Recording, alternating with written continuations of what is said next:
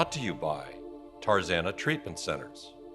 You can visit our website at www.tarzanatc.org or call 1-800-996-1051.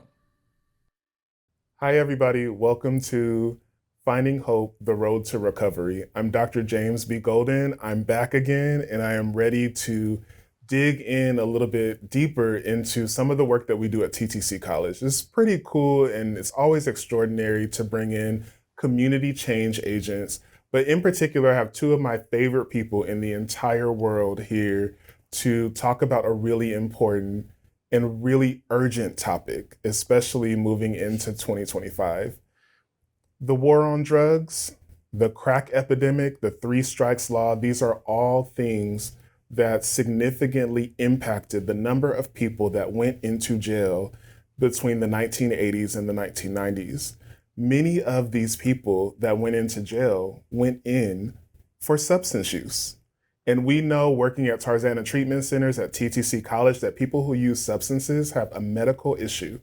It is not a behavioral issue. It is not something that demands that they be locked up. But that's what happened. And so we're here to talk about that today and what TTC College strategically did and continues to do to address that. So I want to invite you into meeting two of the most important people at Tarzana Treatment Centers, and that is Warren Spurlock and Ashley McGowan. We're giving a big virtual hand clap. And for everybody listening online, I'd love for you guys to introduce who you are, why you're here, and why you do what you do. Yeah, I can get started. My name is Ashley McGowan, and I am a program supervisor at TTCC, and I oversee some of our peer training programs, including some of our in-custody initiatives, as well as some of the wraparound services that we offer to justice-impacted individuals.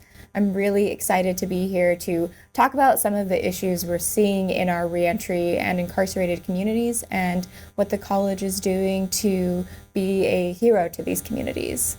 Beautiful. Now you guys see what I'm talking about. And then Warren. Yes, I oversee the MAT-PDDA program, and that's medications for addiction treatment and prescription drug and opioid addiction for Tarzana Treatment Centers. And I work along with the Tarzana Treatment Centers College to engulf and to work with those two programs together to create a out-based and community-based organization connection to help with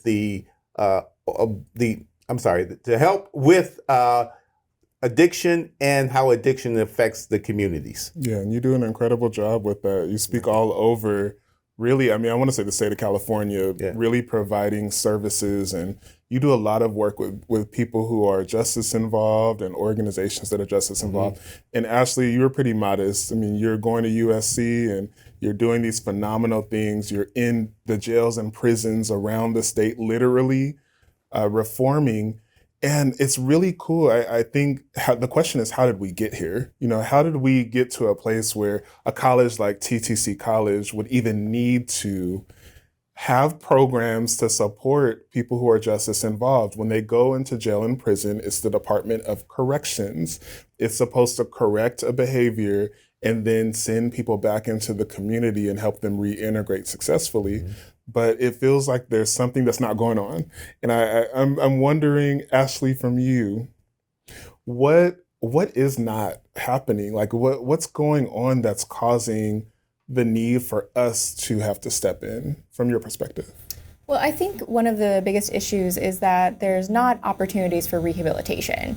And you said it, that it's the Department of Corrections. Really, it's supposed to be the Department of Corrections and Rehabilitation, but that opportunity is not widely accessible in these institutions throughout the state. Now, don't get me wrong, some of these institutions do have programming, but a lot of times there are very long wait list. A lot of times they're not available on every single yard, and they're not available in every single prison throughout the state. So that's one of the core issues there.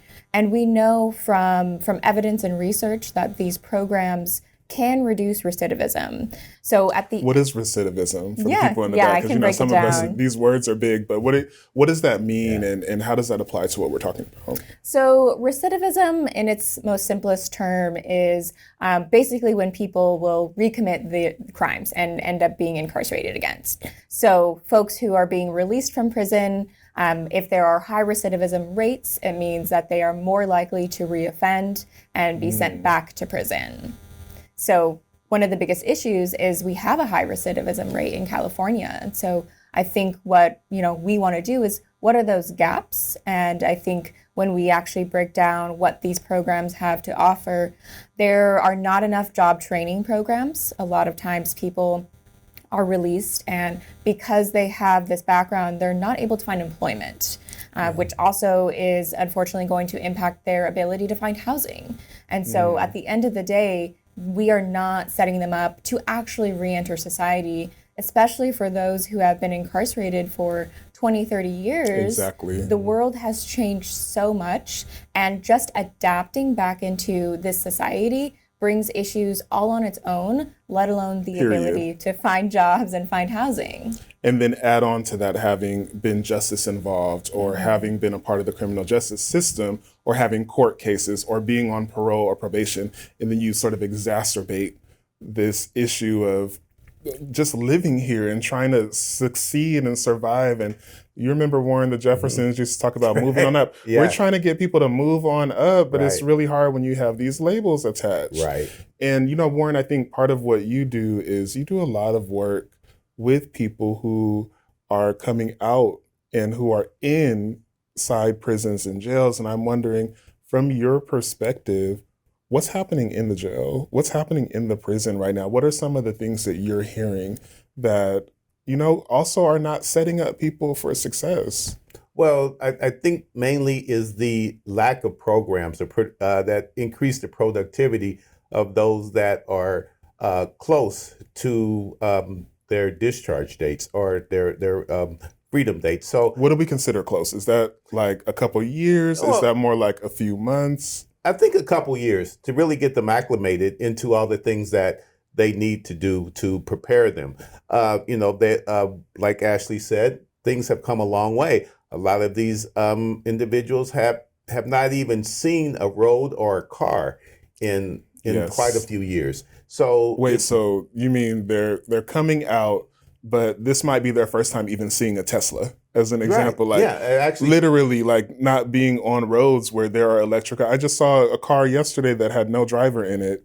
In LA, and I'm like, can you imagine what that's like to come out of jail and prison and to see that? Yeah, and those things are pretty scary. They are scary for those that are coming out that time has moved so far away from them, and they are they just need to be acclimated to the way that they are adjusting to being out with their families. They have to renew their relationships. They have to renew their skills. Everything has to be energized with them to get them to a place that they're going to be productive again. Mm-hmm. And in some cases they are just pushed out and aren't really ready to accept what's ahead of them. Or have the tools. And we like to look forward to kind of preparing them for these things and giving them some kind of understanding of what it is that they're going to be walking into. And that's what the great thing about our program does. And that's one of the things that I love about working with both of you is you have this ability to spot need.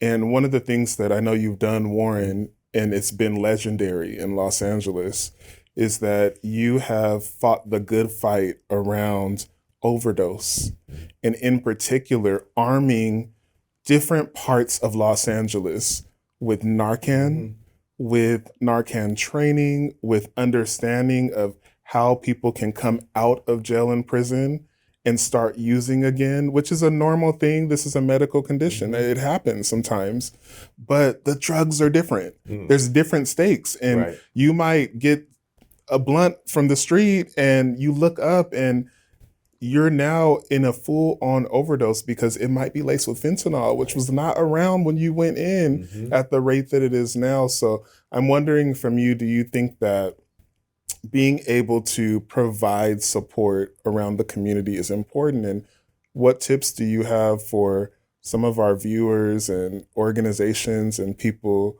to kind of continue to keep that ball rolling?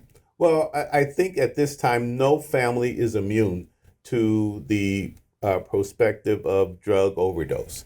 It's hit every diaspora of Los Angeles, California, and the United States. And I think right now that everyone benefits from knowing the how these drugs are infiltrated into every part of our society. And in my opinion, we really have to pay a effort to be able to educate everyone, not just school-age children, not just high schoolers, Right. not just college students, but everyone in the family needs to know what these drugs can do and what to do in case a drug overdose should happen. They happen in the home, they happen in the street, on bus stops, everywhere. So, and none of us are immune to being able to provide services to someone that goes down with an overdose. We should all know what the preparation and the actions are that we need to take when we see that happen.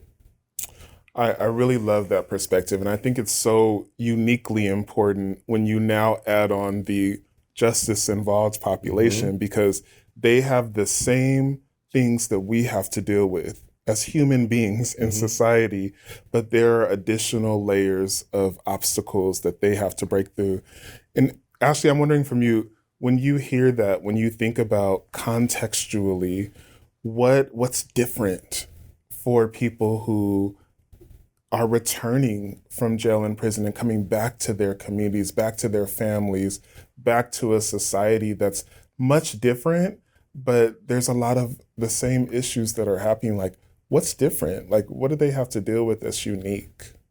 I think a lot of things has to do with the changes in the job market. I think a lot of the employment that we see now is built around technical roles, and the ability to operate technology is required in nearly all of the jobs that are out there right now. Especially with AI. Especially with AI. And I think that's, the biggest thing is coming back into society, first of all, having to learn how to operate a computer just in general, and then add sophisticated technology on top of that makes it even more challenging. And we see that with our justice involved students. They come in, and for those of you guys who, a lot of people know TTC College, we have plenty of online programs and substance use counseling. We're going to talk about peer support, but that is something that you're seeing with your students, right? Is that there's a gap in their understanding and knowledge of computers and things like PowerPoint, and we use Moodle in our classrooms. So how do you guys deal with that? How do you guys support people who are in need?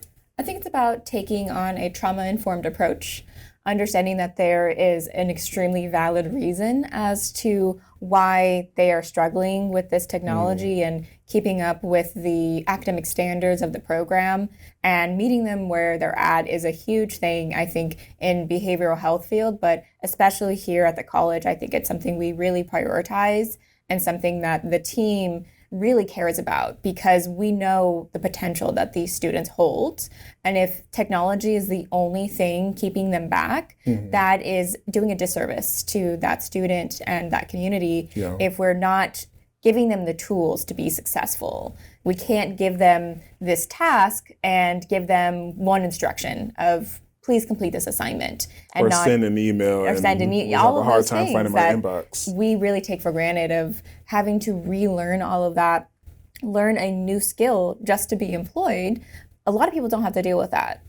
Sometimes people are just given the tools. Sometimes people have access to the tools. But what happens when you are released back into society, into a race that people had a 2-minute head start on? Oh, so now we're talking about equity, and really this idea that people, when they are coming back from jail and prison, that it's not their fault that there's been this gap of information. But I wonder, and I'm going to go to you in a second, I wonder from your perspective, what could be done behind bars that might support better when people leave? I know you've talked about job training, but are there other components that you think could really be helpful? I do. And I think, California is trying to kind of initiate more reentry programming into the prisons. Whether or not it's successful is something we're going to have to wait to see when data comes out, when it actually starts kind of picking up steam throughout the state. I know at one of the prisons, Valley State, they actually have a facility where people who are about a year from their release date get to move into a new building, and they get to work with dietitians. They get to work with people to teach them how to do things like laundry, because so many of these individuals were incarcerated at 17, 18 years old. Yes. Maybe we're not doing their own laundry yet. And now they have to come back out into society as a full-fledged adult when they never got to learn those things. So those types of initiatives, that type of design, I think in those institutions can be really impactful when it comes to setting them up for success, not just in employment through job training programs, but all of the little things that we take for granted that kind of pop up in our day-to-day lives that we never really think that you have to learn that. And if you are not given that opportunity, you're not going to be successful. I mean, it's absolutely phenomenal to think about the issues in equity and the ability for people to get some of this learning before they leave. And the work that they're doing at Valley State Prison up in Chowchilla is absolutely phenomenal. It's one of our biggest partners at TTC College. That was the first prison that we really started working with. And we've literally gone inside and we've graduated cohorts of inmates and people who are looking to give back to society. They're not just saying, oh, well, let me just sit here and do my time. But no, let me make that time something that can benefit this society. And Warren, you have a personal connection, as I think we all do. And I'm sure everybody watching this has some sort of connection to prisons, but you have a pretty strong connection. I'm wondering, from your perspective, can you talk a little bit about where you're learning a lot of this information from around needs and how we can better support people? Well, like most Black people in Los Angeles, they have had a family member, a friend, or someone that has gone through the correctional system. Yes. I am no different. I have had a son that's been incarcerated for over 20 years. And through that interaction with him on a weekly basis, most of the time, I have felt his pain. I have felt his needs. I have felt even his growth in himself by being incarcerated. And I know that he is not the same person that he was when he went in.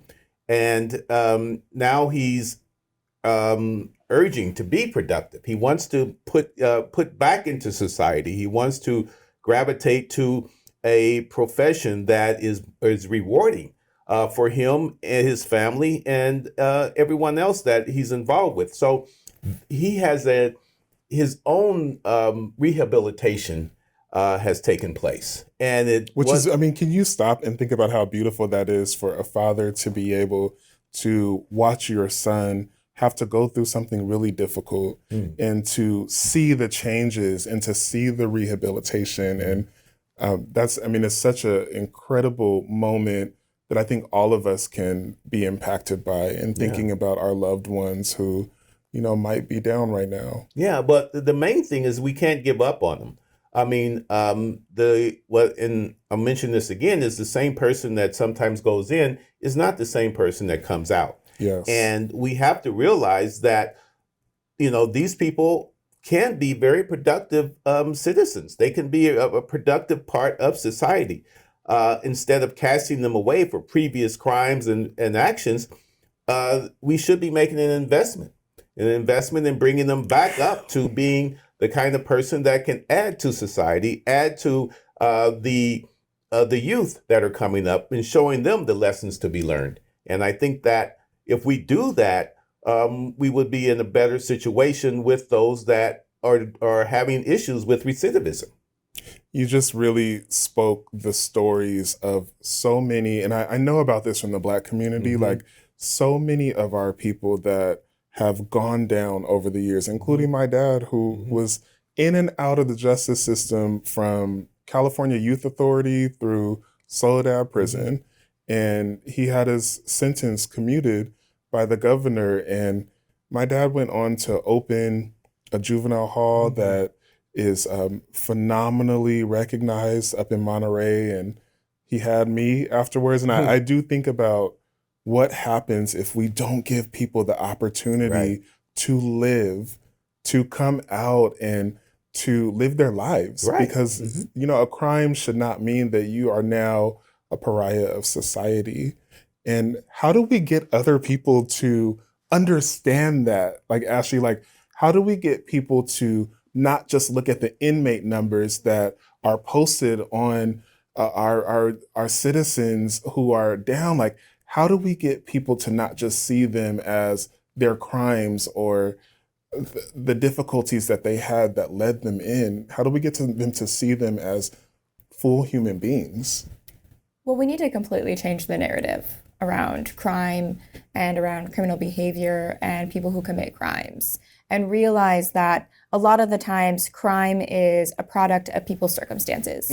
People who can't meet needs for their family, people who can't keep a roof over their head because all of these systemic injustices that have created those obstacles in the first place. The other thing is we know that individuals who are coming back into society are just looking for a chance, just looking for an opportunity. And to deny them that chance, to deny them the ability to tell their own story about who they are and what they are interested in doing, is to contribute to the problem. So those two things, in my opinion, are going to be huge solutions. Being open-minded to someone who has a background with the criminal justice system, and being ready to hear them out and give them the tools to write their own story and to share it with others. Okay, we're going to have to pause right there on that point, because I think we need to get now, later on when we come back from the break, we need to get into solutions. And how do we do exactly what you're talking about? Seeing people, like really seeing who they are, and being okay with getting rid of some of these archaic notions about what it means to be somebody with criminal justice experience, because it could be any of us for any reason. We'll be right back, and we are going to continue this conversation. Do not miss this. Do not miss it.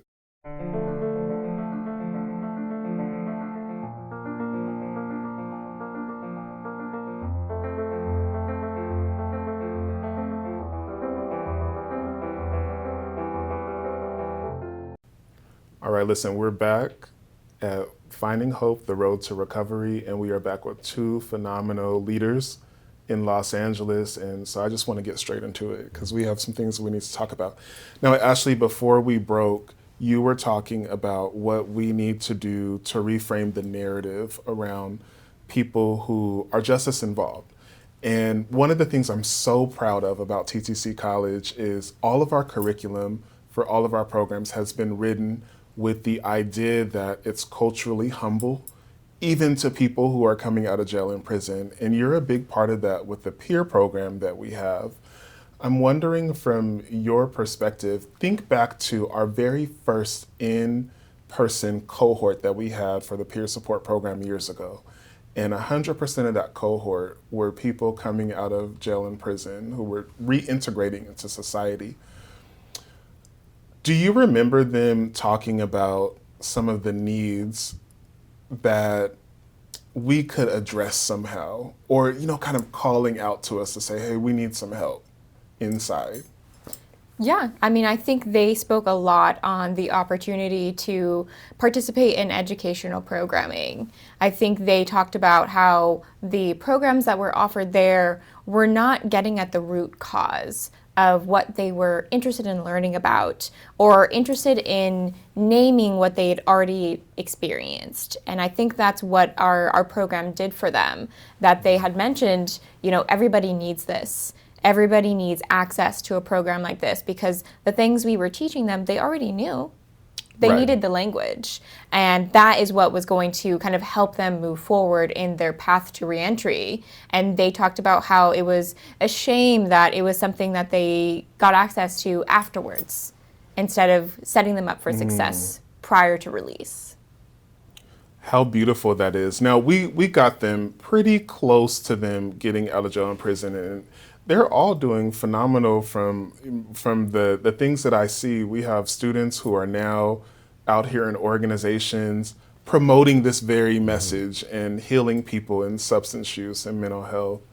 And so I think that's absolutely incredible that we were able to be a part of that. But we also took it very seriously when they said, Golden, Ashley, Kim, there's things that we need. There's people that we left behind. There are people who are still inside who don't have this. And we don't have a lot of money at TTC College. I mean, we're a small behavioral health medical school. But it seemed like we needed to do something to address this. We couldn't just sit by and watch our students come out and repeat these same messages. Warren, do you remember our initial planning sessions for Crossroads and what that was like when we really talked about these issues and how we could potentially address them as a college? Yes, it was interesting.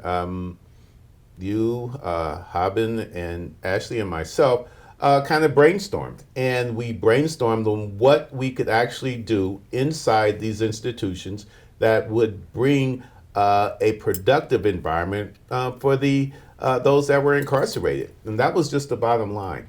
After we looked at that aspect, then it was very evident that we already had programs in place. We just had to adapt them. We had to adapt them for the curriculum for the population that we were going to serve. And when in doing that, after we established that, then it was just a matter of getting on the phone and contacting those institutions. That was very easy after that point. I remember just being on the phone, calling institution after institution, and asked them if they would be interested in any program, and most of them were. There is a lack of programs in most institutions that are dedicated to actually providing those kind of services, those reentry services for people that are potentially coming out soon. Which is so strange because we have such a large population of people who are in jail and prison, and you would think that that would be at the forefront of the minds of everybody, who are making these decisions. And we're building a great relationship with CDCR across the state, and I think both of you guys have been a really big part of that. Ashley, when we talk about our work with the prisons in particular, what was our strategy? There's so many different ways we could have gone, but we as a group of people said, we're gonna launch Project Crossroads, X for Malcolm X, and Roads because we wanted to provide a pathway. But what was unique about the strategy that we had, and who did we talk to in these prisons? I think what was unique about our strategy is that we knew we had nothing to lose, in the sense that why not just call them up? Why not just email them? Why not just reach out and see what they say? Instead of going through what feels like the standard procedures of mailing in a request to initiate a program, it was a matter of, well, let's get on the phone right now with someone and just let them know what we're trying to do and see what they say. So we really wanted to focus our efforts around the Community Resources Department. Yes. And so we would usually reach out to community resources managers and let them know this is what we have, this is what we're willing to do for the inmates there. Do you see a need? And the answer was always yes, if they answered. There were certainly some people that didn't reach out, but yeah. It's state prison, and thinking about the resources that we were able to offer, like what is Crossroads? And either of you or both of you can answer this. What is Crossroads? What are we offering to these state prisons that will help to rehabilitate and to make sure that our returning citizens from jail and prison have a strong footing in both recovery and in the job market and everything? So Crossroads is a number of things. It's mainly pre and post-release services. It starts with education, right, in the pre-release. So we offer them a peer training program. The schedule is adaptable to the institution's needs. So we've done 6-week programs, we've done 8-week programs, we've done 9-week programs. It just depends on what the students need as well, because they are working full-time for pennies a day, I might add. Yeah. And at the end of the day, we want to build a program around what's going to work for them. So that's the start of it, is getting an educational program to them that's going to set them up for employment. The peer training program, we know there's a huge demand for peers. So giving them that education is going to open up that door for them already. Wow. After that, once they are up for release or if they're up for parole, we start getting them connected with case managers that are going to work closely with them and getting linkage to care once they are released. So this could be primary care, it could be mental health, it could be substance use treatment, and then they're connected with a job placement specialist who's going to work alongside them to develop a resume, develop a career development plan, and start getting them connected to those opportunities that they might struggle to find with if they didn't have someone who can navigate that with them. I mean, it's pretty iconic when you think about it, and we've had people who've worked at our college who have benefited from this type of program directly, and people who work at Tarzana Treatment Centers who've gone through this peer program and now have jobs, and they were previously unhoused or they were previously justice involved. And so it's almost like we're wrapping our arms around people who are coming out, and we're not just saying, oh, we'll teach you over here at the college, but if you need food, we'll make sure you have that. If you need dental work, we'll refer you to a dentist. Like if you need a job, we'll put you in an internship program. This is the model that we need to see around the world. Okay. Every Every organization needs to adopt this model of wrapping their arms around people coming out of jail and prison. And what's the benefit, of increasing at our jobs as supervisors, having people who are justice involved? What is the real benefit of that to our teams? What makes it now more unique or different? Mm-hmm. I think that the main attribute that makes us cohesive with those that are coming out is that we benefit in their lived experiences. We are able to take those lived experiences that they have and be able to reinforce them, to say that those instances of situations in your life can be a benefit to you. You can teach others. You don't have to hide from it any longer, but you can bring that to society and help others in those situations where they might be going astray. And I think that is the main thing that any of our students, want to do. They don't want to go into a job interview and hide their situation and be able to say, well, I was in prison for so many years, and when they find out, then they're going to let me go. We don't have that situation. We are upfront with letting those that we are in contact with through these employment opportunities that, hey, these people have this lived experience that will be an asset to your organization. And that is what we produce. That's right. An asset to the organization. Right. Not something to be tolerated, not something to be pushed aside and embarrassed about. Mm-hmm. It makes it better. Right. It means that we can genuinely reach more people. Like in the treatment world, there are so many people who are entering treatment who have criminal justice experience.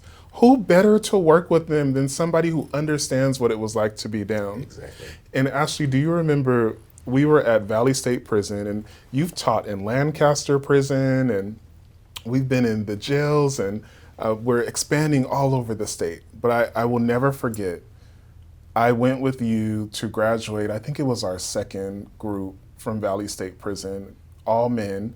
And we're talking about gangsters, thugs, like people who had these connotations of hardcore experiences. And I remember one student in particular who came up to me and said, Dr. Golden, I am moved that I've been able to, while I'm in prison, use the peer program and my certification to give back to people in here. That he wasn't just thinking about, I'm going to use this to get a job when I get out, but immediately I'm going to be able to change somebody's life. I might be able to stop somebody from suicide. I might be able to help somebody with their recovery. And how beautiful that is, because it's the people inside helping the people inside. Mm-hmm. From your experience in all of these programs and teaching and being in the jails and prisons, what's memorable to you? What's a story from one of your students that just gets at your heart? It goes back to one of our first cohorts at Valley State Prison, and we were at the graduation, and we had probably about 20 minutes before the ceremony started, and I got to actually meet all of the students and connect with them. And I had graded their coursework, so I knew their stories, but I got to put a face to the name. Yeah. There was one student in particular who myself and Haben, one of our colleagues who set up this program, we were speaking with, and we referred to him as one of our students. You know, we let him know we always have our students back. You know, once you're up for parole, we can write you a letter of support. We can get you back on a path to education if that's what you're interested in. And he stopped us. And he had tears in his eyes because he said, no one has ever called me a student before. Ugh. They only call me an inmate. And that, I was speechless. Me and Haben looked at each other and it was like, wow, like something that it just made me realize that being a student is a privilege that a lot of people don't have. And it's something that could change lives. Education changes lives. We know this.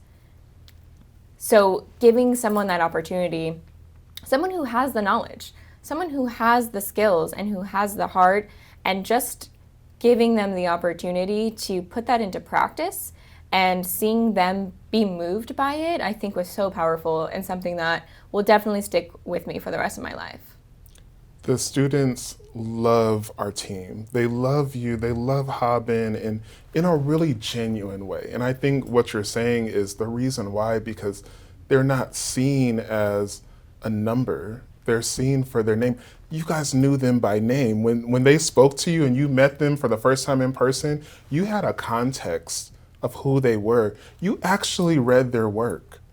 You actually annotated and listened to their stories of restorative justice and healing and wanting to do something good in this world. And there's so much beauty in that. It's a source of pride for me to be a part of this college and to be a part of a movement that is that serious about the lives of our community members who are inside and knowing that they have an opportunity coming out. There was another story of a gentleman, and I think we've had several of these at this point, where there are people with life without parole, you know, people who are facing the death penalty, who have graduated from our program, who are certified Medi-Cal peer support specialists from TTC College. And what's the value for that? Because some people would say, oh, you're on death row, you're never getting out of prison, you have life without the possibility of parole. Why would it even be a good idea to go through one of our programs? Why become a peer at that point? So for that, I think it goes back to mentorship. Everybody has the opportunity and potential to be a mentor. And that's what this program also does, right? It's not just about creating job opportunities for people once they're released. It's also about changing the culture inside the prison as well. And that's what the peer model can do. So a lot of the students who are going through the program who are condemned or who do have life without parole are part of programs to mentor youth offenders in hopes that they will turn their lives around, right? Of seeing this is an individual who's putting so much time and energy, who sees me, this is what I needed all along to help me get back on a path to, being a productive member of society. And that's what these individuals have the power to do, and what they start doing immediately as soon as they start going through the program. Immediately. And we see it on the spot. There is not a question that people are coming out ready and motivated. Before they even leave the bars, they are already motivated. They are already writing letters. We've received letters from people in prisons all over the state at this point, prisons where we don't even teach. And they're hearing about TTC College from transfers, from staff. They're asking to be a part of this movement. They're asking and they're looking for something. And I wonder for you guys, there's a lot of people who are watching this who will say, well, I don't work in recovery. I don't work in the criminal justice field. I might be an accountant at Chase, or I might be a teacher. What's the call to action? Like, Warren, what can we do as a society to make sure that our people who are in jail and prison have a fighting chance, that we don't throw them away, that we're able to rehabilitate them and provide them opportunities to learn, to earn money, and to give back to society without judgment? I think that, like I said earlier, these people are an investment. Usually they are, they have a inert way of accepting their new position and understanding where they came from. Knowing that where they came from, this new position in life is a blessing, and it is going to be a productive way for them to show that they can give back. And that's what you have when you have people that have been in these adverse situations, and they realize what they've come through and where they are going, and they have a deep appreciation for their lives and what they're doing. That is a very unique and essential way to look at this, which is, I went through a lot of grief in my life at a really important period, and I feel like it stripped away so much of the layers of masks and so much of the unnecessary things that it takes for me to just be a soul on this planet and give back. And what I hear you saying is that people who are in jail and prison have that experience in a different way. Exactly. And they are stripped in their own way, and they're able to come back with much more clarity than many of us outside have about what's important, the values that are uniquely and really American: justice, fairness, opportunity, giving back, service. That's what I see from our students who are coming out. I see them providing that kind of support. So I really appreciate that you said that. And Ashley, on your end, as this incredible educator and activist and beacon of hope and light within this justice system, really around the entire state, what do we do? What's our call to action? What can the little guys do like me, or what can our community members do to help end this pandemic? This just feels like it's been going on too long. I can't get canceled, but I think on an individual level, it's about seeing someone as a whole person and not a mistake that they made in the past, especially when that person has gone through so much to take accountability for what they've done, and who has gone through the system and taken the opportunity to rehabilitate, to give them that opportunity to tell that story and to share it from their perspective and to give back, because a lot of them are looking to give back, and that's what they want to do. They want to redeem themselves and have that opportunity to be a hero to their community. the other side of things is always being critical of policy and what the unintended consequences are, or what the intended consequences are. So being thoughtful about what you're voting for and who you're voting for is always going to be important at the end of the day, and something that we all have control over. I love this. I've loved reflecting with you guys today, and it reminds me of so much of the good work that's happening at TTC College and Tarzana Treatment Centers at large. You know, I'm grateful for the work that both of you guys do. You guys are speaking for people who have been historically marginalized. And a lot of times we talk about culture and we talk about race and ethnicity and people with disabilities and migrant status, but not often do people understand that there's a culture for people who are justice involved, and that we are all a part of dismantling the oppression that continues to hold people back. Our people inside are no different than the three of us sitting here at all. As a matter of fact, they are us. And we have a responsibility as a nation and as a state to make sure that our community is well taken care of. So I appreciate and I applaud on behalf of Los Angeles and the state of California, both of you, for the incredible work that you guys are doing. I look forward to continuing to watch you, and let me know whatever we need to fight the good fight. We're here for it. That's our time for today. I am completely full and grateful for this experience, and just understand that we all have a responsibility to make sure that our returning citizens are just that, returning, and they are treated as full citizens. Blessings. Catch you next time.